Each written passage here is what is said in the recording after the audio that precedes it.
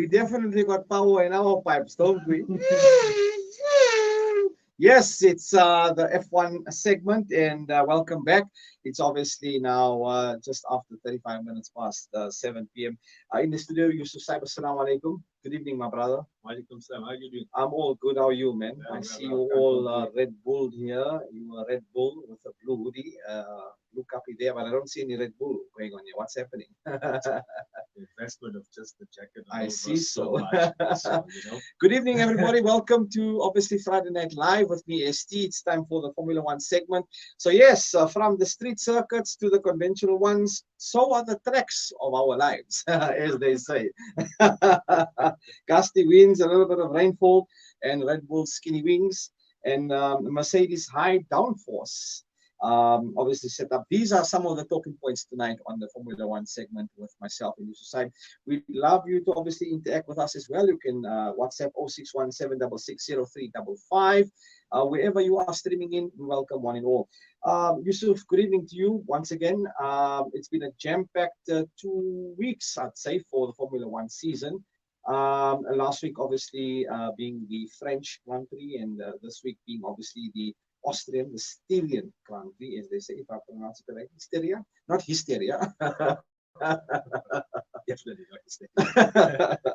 But before we dive into the weekend's Styrian Grand Prix, which makes up round two of obviously a triple header, we're discussing the previous race, the French Grand Prix, which obviously took place at the circuit Paul Richard, if I understand correctly. Wow, I'm learning a lot in Formula One, eh? Just see. Look at that. Not bad. Right. So obviously, Max Verstappen taking the victory. What some of the points that you'd like to reflect on that race? Yeah, I think there's so many talking points. Obviously, the turn one incident at the start of the race with Max losing the back end of the car. I think that had to do a lot with the dusty winds, and obviously it rained a few hours before the race. Okay. So obviously a lot of the rubber that was laid down was sort of washed away. So it sort of became a green circuit. Would you agree the skinnier rear wing obviously paid dividends for obviously Max? Yeah, I think it definitely helped them get pole position because obviously we could see in the middle sector of the lap they were just miles faster than the Mercedes. Obviously less resistance and less energy going through the tires, so they would obviously be naturally quicker there. But somehow they were able to be quick in the final sector of the lap, which required a lot of mechanical grip, I would say. But they were able to keep a lot tighter lines through the final couple of corners that they come out into the start-finish stretch. And that ultimately is what gave Max Verstappen the pole position by at least a quarter of a second to Lewis Hamilton. So yeah, the skinny rear wing uh, made quite a huge difference. But I think the overall setup of the car was just good. And we saw Sergio Perez, I mean, in second. Yeah, Sergio Perez also did quite an incredible job there for Red Bull. He's really seeming to get to grips with the car. He did say he did about five or six races and he'd be dialed in with the car. Obviously, it's a challenge for a racing driver to come from a different car and then acclimatize to new machinery and to a new environment. But I think he's done that fairly well. His transition has been very good, and he can really become quite a thorn in Lewis Hamilton's title quest for a Now, World talking Championship. about title quest, I mean, in the previous race, we saw obviously Lewis Hamilton seeing China but ending up in Japan with obviously the magic brake switch and all of that, which we discussed. Obviously, this puts pressure on Mercedes right now as they're going into this Styrian Grand Prix. Yeah, I mean, it puts pressure, but at the same time, I mean, this is a high pressure environment in any event. So when we say the pressure is being added onto Mercedes, most likely, I mean, you've got Max Verstappen in red hot form, and you've got Red Bull in red hot form with not just the car that they've produced this season, but the strategy calls that they're making, and not forgetting that the quickest team when it comes to actual pit stops as well. So is the pressure ramping up on Mercedes without a doubt. So, but I think you're feeling a bit of pressure because obviously you being an avid Mercedes fan. But yeah, we're taking a quick ad break, and when we come back, we're going to delve a bit deeper into whether obviously Mercedes and are they really ready to obviously take on this Grand Prix. What else can they obviously prove? We'll be back after this.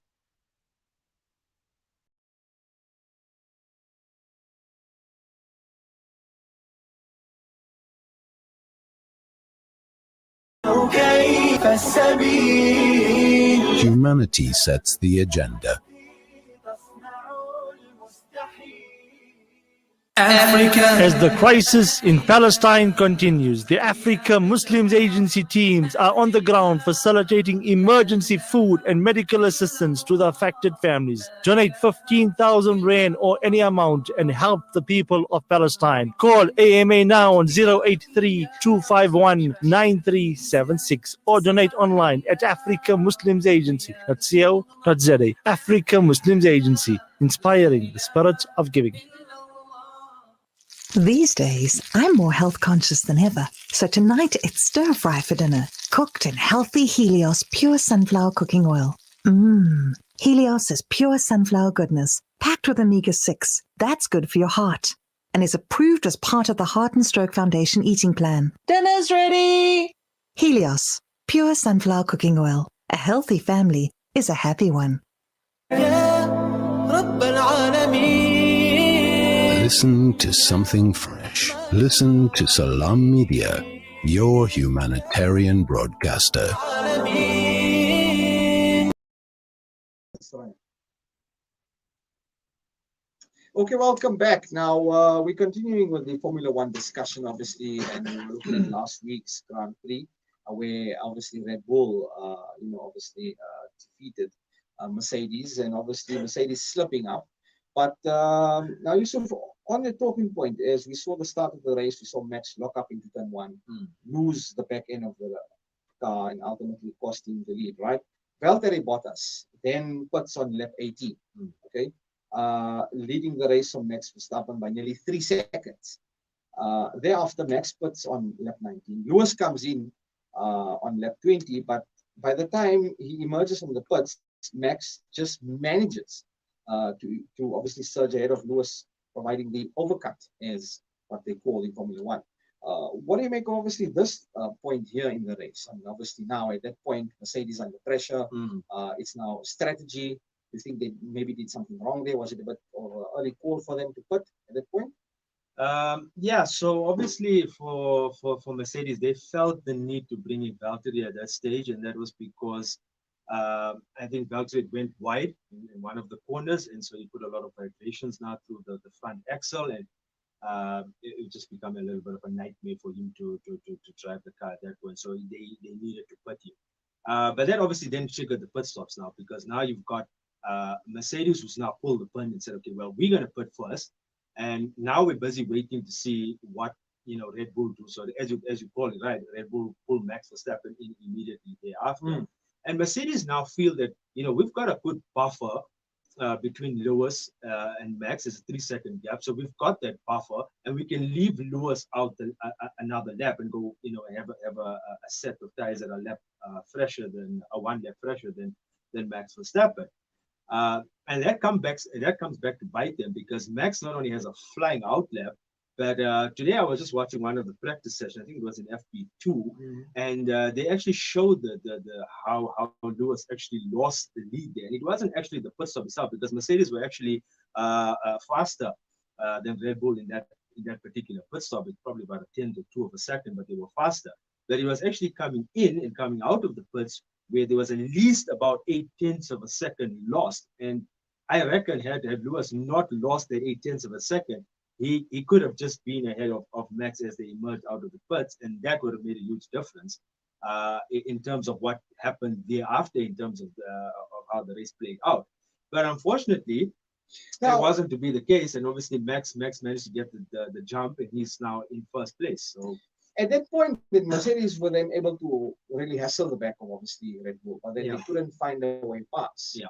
And surely, obviously, Red Bull held it down for that point. Yeah, Max so that's makes where a crucial decision. Yeah, that's where the skinnier rear wing of the Red Bull comes into play, because obviously with the skinnier rear wing, you're generating less downforce, and so you're able to get a higher top end speed. And so, as much as Lewis and Valtteri, for that matter, were much quicker, at least appeared to be much quicker in that phase of the race, they just couldn't find a way past. And the longer you sit behind a car that closely, it doesn't do anything good for you other than just sort of, pushes your tires into a higher dig. And so eventually what you saw happen is that you will just sort of drop back just to look after the tires. But then Max gets a good 3 second buffer over Lewis, and that's when he decides, and I think that's what you're about to mention next. That's when he decides, I'm switching from a one-stopper and making this race a two-stopper. Now, at that point, obviously, he makes a crucial decision to put on lap number 32, changing the strategy. Now, obviously, this changes the whole dynamic of the race. Obviously, Mercedes having to change their strategy as well, moving on onto that lap. What do you think now is running through the team mindset of obviously Mercedes at that point in the pit crew? Yeah, I think Mercedes were caught out. I think that's the only way we can really describe it. I think Mercedes were caught out. Why I'm hinting on it, because you like the most ever. Yeah, no, I mean, at the end of the day, you commend Red Bull for that, because they saw an opportunity, took the opportunity, and this is, Formula One. They so evenly the fastest matched. Of the longest. That's yeah, I mean, they're so evenly matched. It's gonna be, decisions like this that can either win you the race, as in Max Verstappen's case, or lose you the race, as in Lewis Hamilton's case. And so they make the call to make the pit stop. At that point, as I said, Max has got a crucial 3 second lead. So even if Lewis wanted to pit thereafter, Max would have probably been able to come out ahead of Lewis, and they'd be sort of then evenly poised, fighting it all the way to the end. So Mercedes decided, okay, well, there's nothing much that we can do. We now have to stick to the one stopper that we've committed to, and just hope that we have some tires towards the end of the race when Max Verstappen should come and close that gap, which is exactly what happened. Max closes the gap, and he was closing down at a rapid pace, sometimes 1.7, close to 2 seconds. I think around lap 53 really made up the race. In totality, because obviously fresher rubber compared to Lewis's, and then obviously Lewis's tires are wearing down each lap thereafter, making inroads to obviously catch Lewis off guard. But now F1 champion Nico Rosberg described in what he says, soft defending from Lewis, quite harsh. I think Nico has been so used to a lot of hard defending from Lewis. So in his case, when he looks at that, it'll probably be soft defending. But Lewis, Lewis has come out and said, look, his tires were already practically bald at that point. It's an ultimate lap. And if he has to defend, it means he's now got to start moving off the racing line. You've got discarded rubber and marbles and so forth. And you risk, obviously, pushing the tire towards the cliff, as they call it. And I think that's what Lewis didn't want to do. He already knew there wasn't any tires left. There wasn't much defense that he could put up at that point. And there were two back-to-back straights that were coming up. So even if you went hard in the first stretch or the first straight, and you managed to keep the lead, Max was always going to have a good run at him at the next stretch again. So I think Lewis is probably looking at it more from that perspective. Whereas Nico is just looking at it more from a racing point of view, and he probably wanted to see a little bit more action between the two of them. Now, as we usher towards obviously this weekend's Styrian Grand Prix and the practice session, obviously looking at how the strategies have played out by both teams last week, looking at this weekend here, what do you think is going to be the big change in Mercedes tactics? Because we're not seeing a Ferrari really doing much, or Aston Martin. It's now, Mercedes, Red Bull at the moment. Last season was a different dynamic, as we've seen throughout the whole course of the season. Right now, Red Bull's really, and Max is really maxing down on Lewis, if I may. Yeah. I think for Mercedes,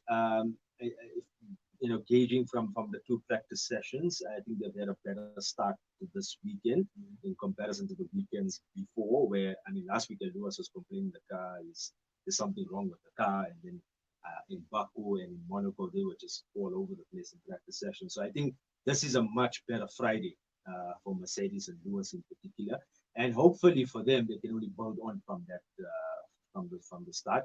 But Max was still quickest, although Lewis in FP2 actually was quicker. He just had his lap time deleted because he exceeded track limits, so it actually was quicker. And we looked at the side-by-side comparison of their laps. There's not really much changes or much differences between them. The Red Bull is probably is stronger in certain parts of the track, whereas the Mercedes is stronger in other parts of the track. So it looks like it's going to be very close. It's a very short track. 1 minute 1 minute 4 seconds is what makes up, a lap time around the Stallion Grand Prix. So it's a short track, so you expect it to be close. In terms of strategies, I mean, there's a number of things. Normally, the teams will offer a one-stopper. Or would they opt for soft tires? Yeah, I think they'll probably use the soft tires Being a short circuit in Q2. Obviously, probably start the race, or they'll probably start off in Q2. That being the fastest of the range of tires that Pirelli have brought for this weekend. And then after, it'll be interesting to see what tires they opt to go for, whether they go for the medium or the harder compound tires. And that will obviously get from the data they would have collected over these 2 practice sessions, and of course the final practice session that's scheduled for tomorrow morning.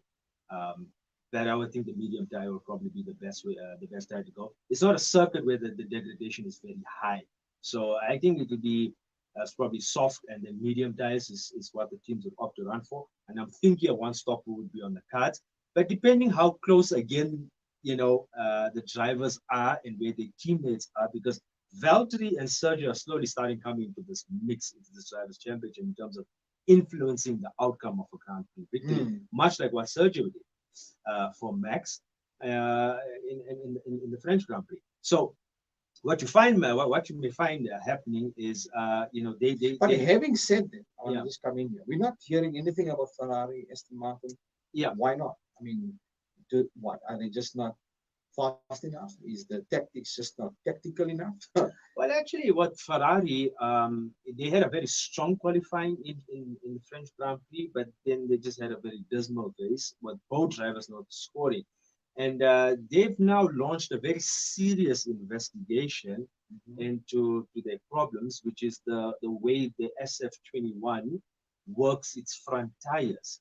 And that was something I was actually reading up today, and well, that's only really been made known to us, in the course of this week, and a lot has been revealed today. And just to come in there on So- the latest update, Valtteri Bottas has been handed a 3-place grid drop For after his his spin in the pit, practice. spin, Yeah. I seen that actually. So he comes out of the pit box, and I don't know whether he's put too much power down, and then you see the back end of the car, go sideways, and then he tries to correct the car, and then the back end, just throws out.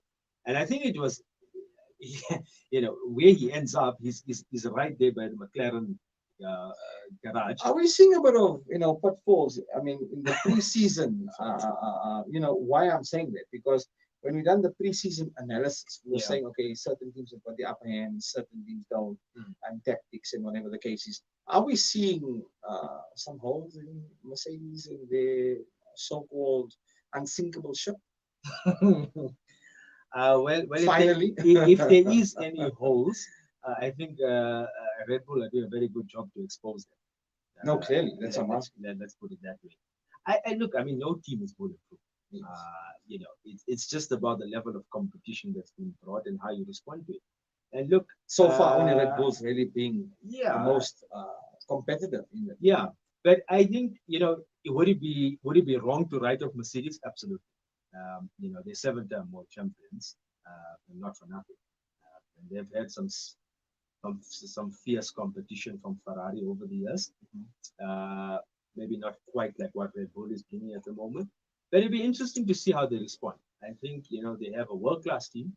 I think they have a world-class driver in Lewis, and it'll be interesting to see how they respond. But as I said, I don't think anybody is immune to faults or weaknesses or errors or anything of that nature. I think it's just a simple case of, yes, the pressure is on, and what we want to see, and I think what this championship needs to see, is Mercedes responding kind. Now, before we conclude, obviously, this, I want to talk about Sebastian Vettel and Lance Stroll, Aston Martin. 2 names we leaving out here. What do you think about these 2's performance, and coming up to this weekend, what do you make of Aston Martin? Yeah, I think Seb's come a long way with this team in the short time that he's been with them, and he's he's really been on an upward trajectory ever since Monaco and Baku. Obviously, he landed at P2. Yes. Practice for them in France was a bit difficult. Today it's much better, as you can see. So he's working. He's very stringent in what he does, and he's trying his utmost best, to get everybody on the same page. And that's obviously bringing out the best in him, and it's bringing out the best in the team. And it should bring out the best in Lance Stroll. And I mean, Lance Stroll actually made quite a nice comment about Sebastian as well, commending Sebastian Vettel for his work ethic and his workforce and the manner in which he is within the team. So you got to give them time also to establish themselves and get up the ranking. But I think they've got a fantastic driver in Sebastian Vettel, 4-time world champion. And they should climb up. Here's a question, right? In conclusion, as we obviously close the segment, after the first two obviously practice sessions, how do you think the weekend's current pace going to play? I think it's going to be quite close, especially at the front of the field. I think it's going to be quite close between Mercedes and Red Bull. I would still think Red Bull is just a little bit quicker in qualifying, but then we see Mercedes come and they're much stronger in race trim. So if you're going to ask me who's going to win it, I can't tell you right now, and I'm not even going to attempt to do that because it can really go either which way. Max in good form, Lewis, he's a hunter. So it can go either which way there. I think McLaren, given where Ferrari's woes are, especially with their tire issues, they're not expected to be so high here compared to how it was in France, but it still may, rear its ugly head again in Austria for them. So I'm expecting, McLaren to be stronger. But I think one thing that we need to keep an eye out for, and if you looked at the FP1 results, you had Pierre Gasly in AlphaTauri that was second. And listen, not forgetting that they have a Honda powered engine in the back of their car, much like the sister team Red Bull. And that engine is super quick at the moment. And the car is not too bad. And he's the only driver actually that's finished in the points this entire season. So I think they could be somewhere in that mix there as well. I don't think they're threatening the top two contenders, but I think they could be in there for third, up against McLaren. And I was also quite impressed last weekend also with Alpine, especially where Alonso's transition. Alonso's pretty remarkable comeback as well. So I think qualifying is going to be extremely close. I think, like I said, because it's a short circuit, you will find the times quite close. So I think in qualifying, I don't think we're going to see any surprises though, but I think it should be fairly close in qualifying. Here's the crux. Who's going to be the circuit breaker? So you actually got to ask. Yeah, I just have to. We've got a humble drive home, so I just have to. Okay, so I'm not going to go with Max or Lewis. Okay. I'm going to go with Sergio Perez. Okay. Yeah. Well, anyway, we love your comments as well, but that brings us to 8 p.m. on the dot. It's a wrap up of obviously this week's Formula One segment. Yusuf, Jazakallah for your time and your input. And you'll see who's obviously going to be breaking the circuit. Anyway, it's 8 p.m. on the dot. We'll be back after this.